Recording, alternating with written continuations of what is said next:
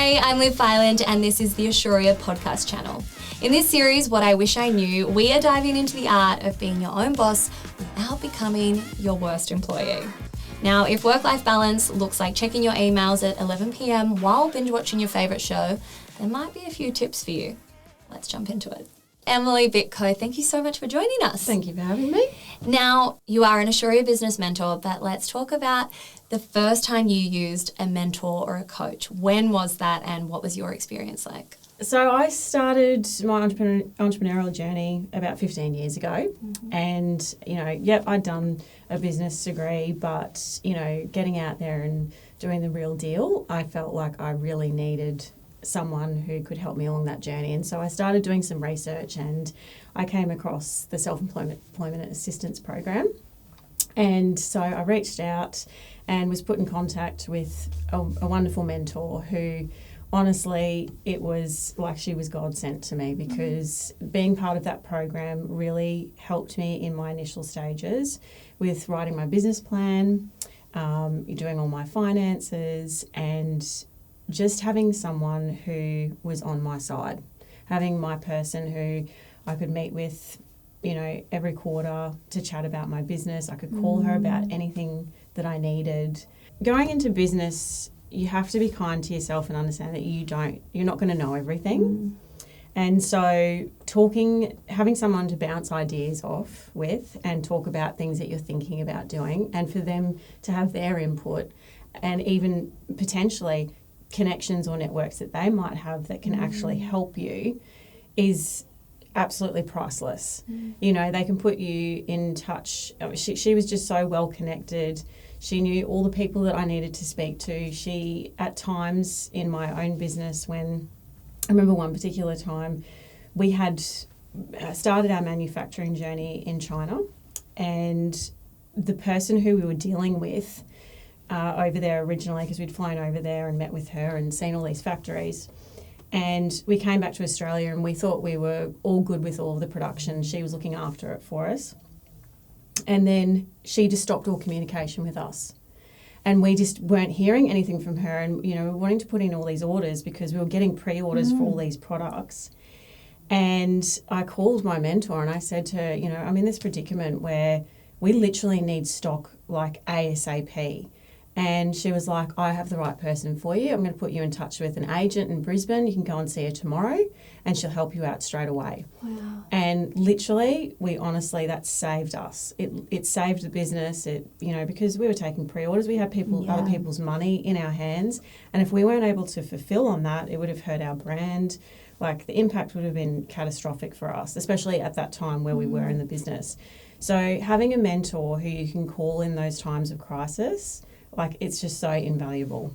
In terms of knowing your strengths, and I don't want to say that you have any weaknesses, but obviously running your own business, is there a particular thing that you feel like you really, really leaned on or really relied on from her? Was it the accountability? Was it the networking aspect? Was it the bouncing ideas off? If you had to pick one thing, what do you think it would be?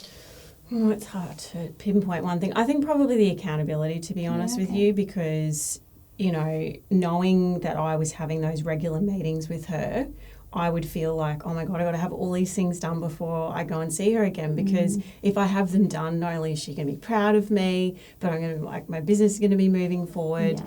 So I think it's definitely that accountability for sure. But also, I think I relied on her a lot too, because there were a lot of people in my outside circle who were like, why are you doing this? Right. Having her believe in me when maybe the people in my outside world didn't so much. Or more, even understand you. Yeah, understand. I think exactly. The people in our lives, when things started to shift into more people are going out and taking risks and starting their own business or doing something that isn't conventional 9 to 5, I definitely felt that when I went into a less conventional career. That was presenting for me, and then it was starting my own small business, and it's out of love. Friends and family. It is my family. What are you doing? What are you doing? And what classifies as work and what doesn't classify as work? And it's out of a place of love, but it is also a lot of pressure and you don't feel seen and you sort of start to question like, okay, am I doing the wrong thing? And if I slip up or take that risk and it doesn't work, I feel like people are waiting to watch it kind of fail. And it's, again, not because they don't love you or believe in you. It's more just it's not conventional or what they're used to.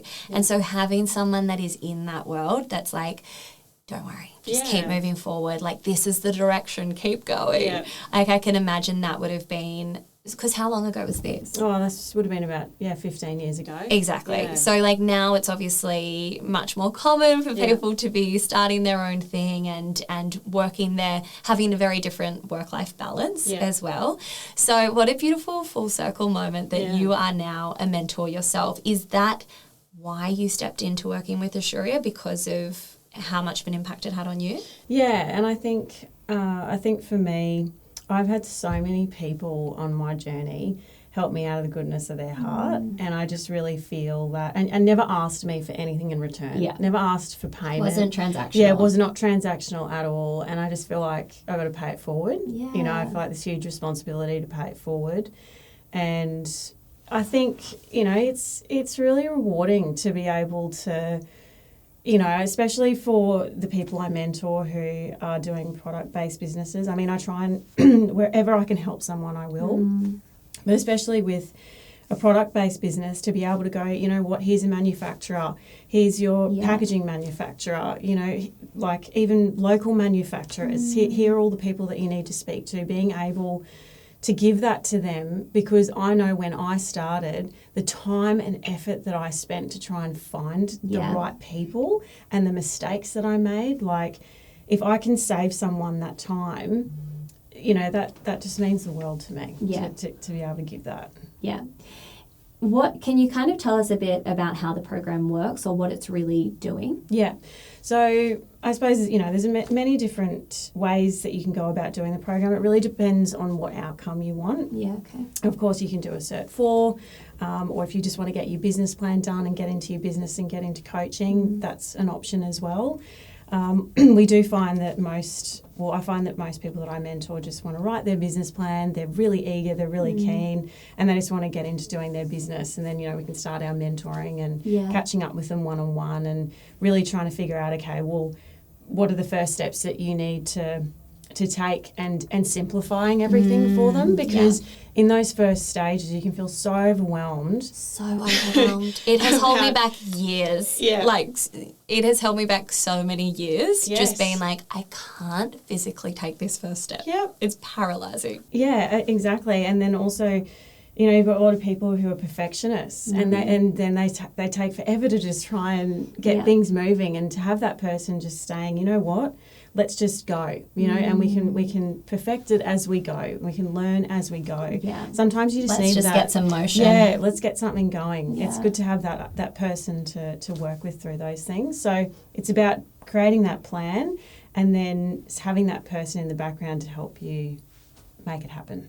I just wanted to touch on the business plan because I think it's something that I drop a lot, but I'm like, what does it actually entail? Like, what should be in someone's business plan? Yeah.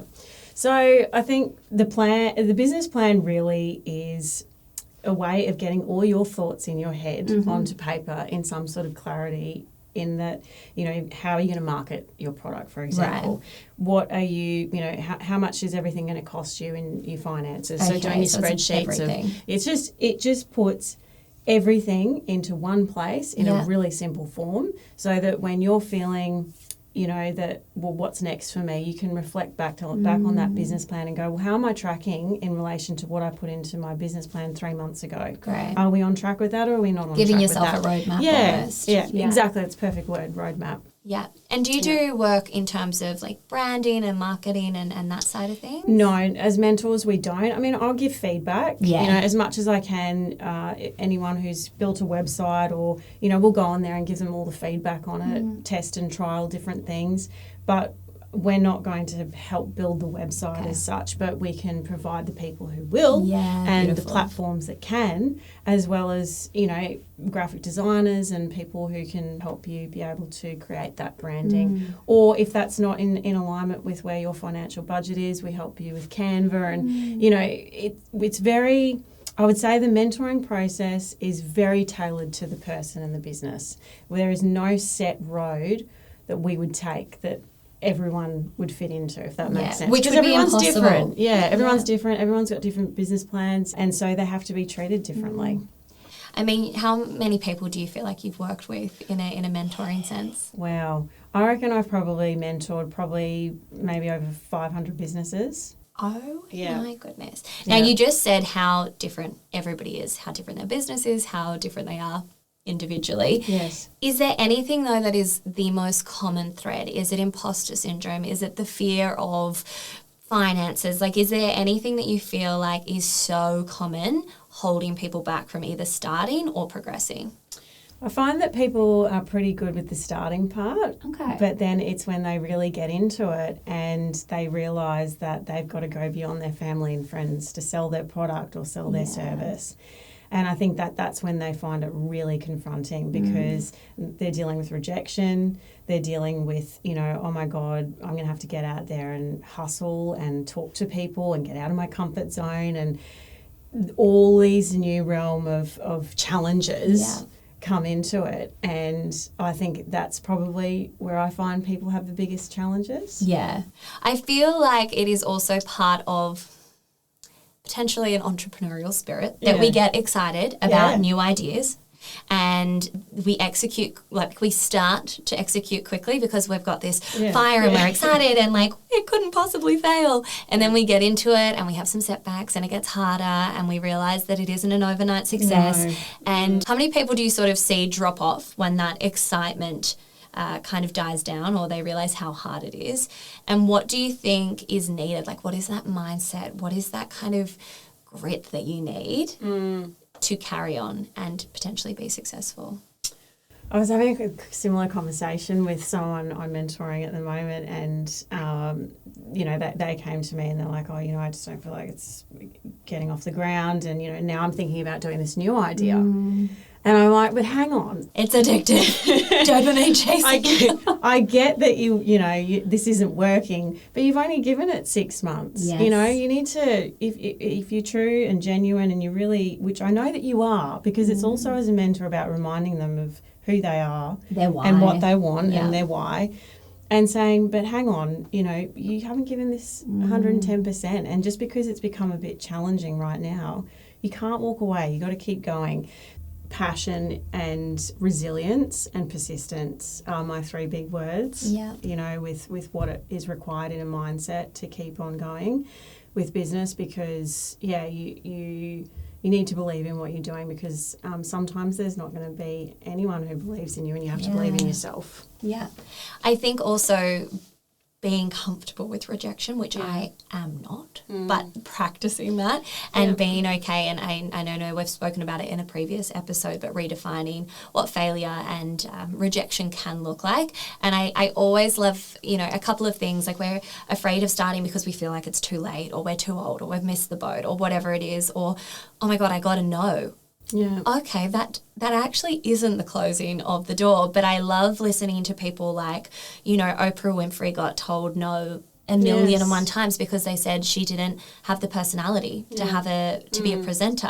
Walt Disney got told he wasn't creative enough. Like, well, how many no's did the Canva girl get? I mean, she got like 100, more than 100 no's, and look at how successful she is. And it takes one yes. And it takes, so I think that grit of showing up and showing up again when you get knocked down so many times, that takes a certain level of resilience and persistence, but also that we've mentioned it before, but that imposter syndrome that comes, that if we have that, it actually doesn't mean that we're failing. Yes. Imposter syndrome is very normal. So I'd love to finish with, do you have any advice for people you coach and mentor on how to kind of deal with imposter syndrome and move forward through that?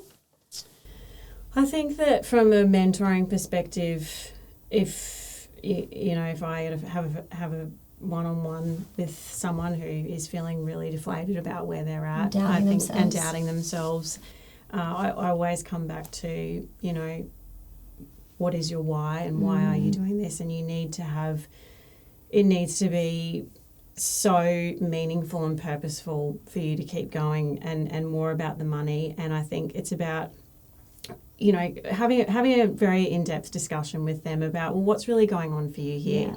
You know, is it because you've got family and friends who don't believe in you? Is it because you've lost your self-belief? Or is it because you've just hit a hurdle? Or hit burnout? Yeah, do you need to step back? Do you need a minute to Yeah. just tap out and figuring out what is going on? And then most of the time they just let their walls down and reveal what actually is going on for them. And then you can work out, okay, well, if it's a hurdle, who do we need to speak to? Who do I need to call? How can we get you the help that you need to? What community groups can we put you in touch with that will get you on the right path? It's about just changing 1%. That's what it is. Sometimes it's just 1% of something that needs to change before you can, you know, things can start becoming easier for you. Yeah.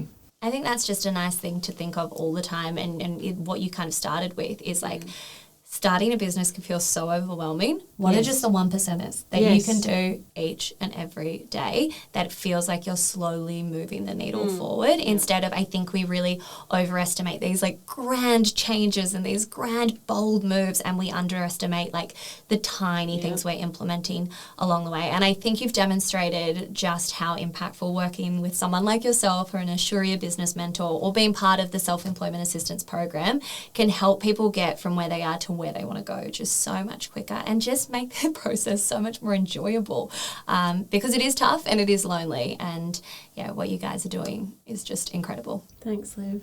Now, if you guys want to hear more about Asuria and the Workforce Australia Self-Employment Assistance Program, head to the link in the show notes, or head on over to Asuria, asuria.com.au/podcast. Thanks so much. This podcast was recorded on Gadigal land. We acknowledge the First Peoples of Australia and pay respect to elders past and present.